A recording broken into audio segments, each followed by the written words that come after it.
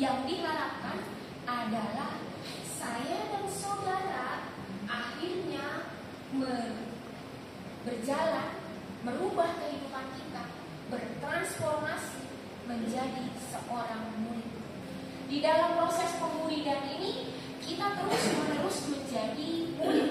Menjadi murid artinya kita belajar bahwa kata-kata kita, sikap kita, karakter kita itu mencerminkan gaya hidupnya Kristus dalam kehidupan saya. Bapak Ibu, proses menjadi murid tidak akan pernah berhenti sampai kita menutup kedua mata kita. Kalau sudah menutup kedua mata kita, 2 kali 1 meter, disitulah proses menjadi seorang murid berhenti. Nah, ketika saya mau memutuskan untuk melayani Tuhan, di sana saya melayani juga sesama.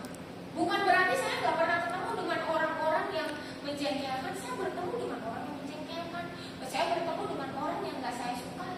Tapi bagaimana saya berproses untuk melayani Tuhan dengan karunia talenta yang ada pada saya. Nah, kita melihat lagi di dalam perkembangan iman kita. Ternyata iman kita itu dipengaruhi oleh orang-orang di sekitar kita. Kita tidak boleh melihat bahwa sesungguhnya iman saya ini bertumbuh karena kemampuan saya. Tetapi iman kita dipengaruhi sedikit banyak oleh perjumpaan kita dengan orang-orang di sekitar kita. Salah satu yang kita mau lihat malam hari ini itu adalah keteladanan Yesus. Yesus merendahkan diri, Yesus memberikan dirinya bagi kita. Yesus merendahkan dirinya, merendahkan hatinya, dan dia memberikan dirinya sebagai kurban di kayu salib untuk kita. Itu yang mau kita lakukan malam hari ini. Sebagai seorang murid, saya pun diundang untuk memberikan diri saya yang terbaik sebagai persembahan kepada Yesus lewat kehidupan saya, perkataan saya, pikiran, dan perbuatan saya. Kita lihat dari buah bernuan iman ini dalam kehidupan kita apa ya? Nah ini ada. Nah kita lihat contohnya bagaimana kita bisa merasakan kehadiran Tuhan setiap waktu.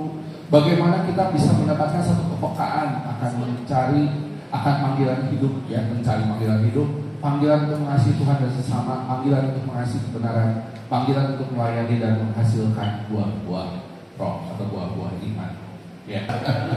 Oke, Bapak Ibu dikasih ada hambatan ya, ternyata hambatan perkembangan iman pun juga banyak ya. Bahwa gak mudah untuk kita juga bisa mengalami perkembangan iman yang banyak ya.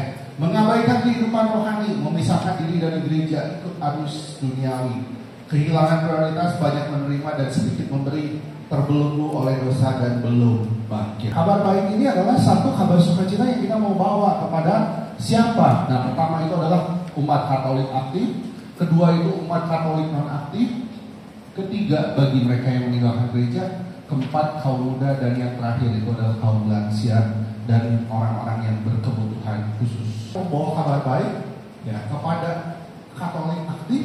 Kenapa?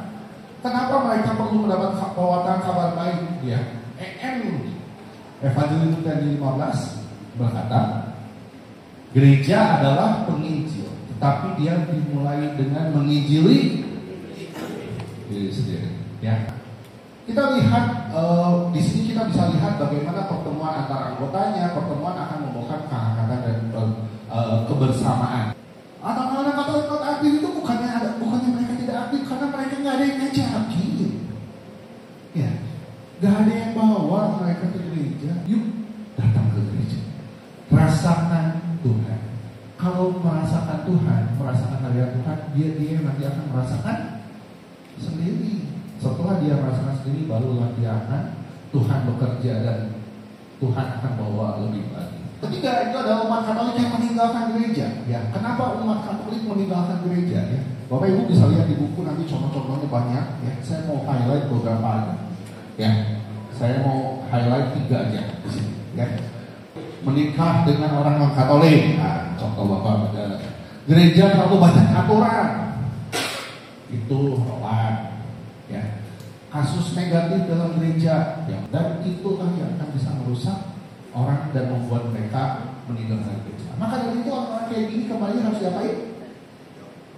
Tarik kembali, ya, ubah wajah gereja, ya. Kita harus memperbanyak orang-orang seperti yang kita lakukan tadi, ya, menyapa orang, menyapa hal-hal kecil yang kita bisa lakukan supaya orang itu makin mau untuk datang ke gereja. Yang keempat ini adalah membawa Injil kepada kaum muda dan remaja Katolik. Ya, kenapa ini menjadi sesuatu yang penting? Karena bagi remaja mereka gagal. Satu, musik perayaan liturgi yang tidak menarik. Dua, sikap pandangan negatif menghakimi, membanding-bandingkan dengan prestasi masa lalu. Yang ketiga, gereja tidak mengulurkan tangan kepada kaum muda yang perlu dilayani atau membutuhkan pelayanan. Bapak Ibu yang terkasih, kita lihat ini salah satu cara untuk membawa Injil pada kaum muda. Ya, bentuk-bentuk seperti ini itu bukan sesuatu yang asing lagi di gereja Katolik. Ya, jadi ini bukan menggantikan Ekaristik. Sekali lagi ini adalah salah satu bagian keragaman dari gereja Katolik yang membuat kita makin mencintai Ekaristik. Amin. Pelayanan di penjara, anak-anak muda umur di bawah 18 tahun ada sekitar 50 dalam penjara itu, ya, dan 40%-nya itu Kristen atau Katolik. Kalau kita menumbuhkan iman mereka dengan baik, kalau kita keluarga Katolik benar-benar mendidik mereka dan membawakan pengalaman iman kepada mereka, mereka nggak usah ada di penjara, betul? Ternyata ya, hal-hal membawa Injil kepada kaum muda atau remaja Katolik ini menjadi sesuatu hal yang sangat penting.